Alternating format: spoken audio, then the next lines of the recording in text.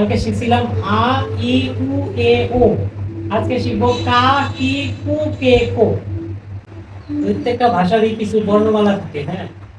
যেমন আমাদের বাংলায় স্বরবর্ণ হচ্ছে 11টা, ব্যঞ্জন বর্ণ হচ্ছে 39টা, মোট 50টা।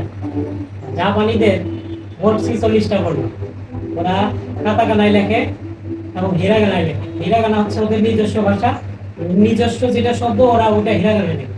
আর বিদেশি যত ভাষা আছে সেটা ওরা কাতাকানায় লেখে। এই জন্য আমরা কালকে শিখছিলাম প্রথম 5টা বর্ণ, হিরাগানা এবং কাতাকানার 5টা বর্ণ শিখছিলাম। আজকে শিখবো আরো 5টা।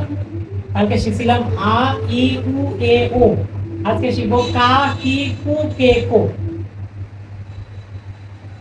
কা, দেখেন কা লিখবো আমরা কিভাবে। হিরাগানার কা, কা। আর কাতাকানার কা লিখবো। কাতাকানার কাটাও এরকমই এবং একই, এটাতে শুধু উপরের টানটা থাকবে। এটা হিরাগানার কা, এটা কাতাকানার কা। এরপরে আমরা লিখবো এখন কা লিখছি, এখন লিখবো কি, কা কি, কি লিখবো।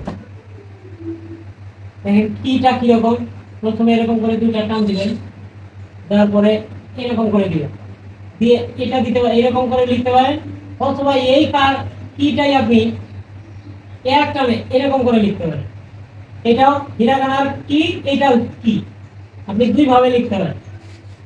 আর কাতাকানার কিটা হচ্ছে শুধু এরকম, এটা হচ্ছে কাতাকানার কি, শুধু এরকম, এইটুকু নাই, এইটা নাই, এটাই কাতাকানার কি। এরপরে লিখবো আমরা কু। দেখেন কু, হিরাগানার কু আমরা রিফলা লিখি না, রিফলা এরকম করে, এটা হচ্ছে কু, হিরাগানার কু। কাতাকানার কুটা দেখেন কিরকম, প্রথমে এরকম করে একটা টান দিবেন, দিয়ে এরকম করে, কাতাকানার কু, হিরাগানার কু এবং কাতাকানার কু। এরপরে আমরা লিখবো কাতাকানার কে। দেখেন কাতাকানার কে, কে। আর কাতাকানার কু দেখেন, কুটা কিরকম, এরকম একটা টান দিবেন, এরকম সোজা দিয়ে কু, কাতাকানার কু, হিরাগানার হিরাগানার কে আর কাতাকানার কে। এরপরে আমরা লিখবো, এরপরে আরেকটা আছে কে কো, কো লিখবো। দেখেন কোটা কেমন, হিরাগানার কো, হিরাগানার কো, এটা হচ্ছে কো।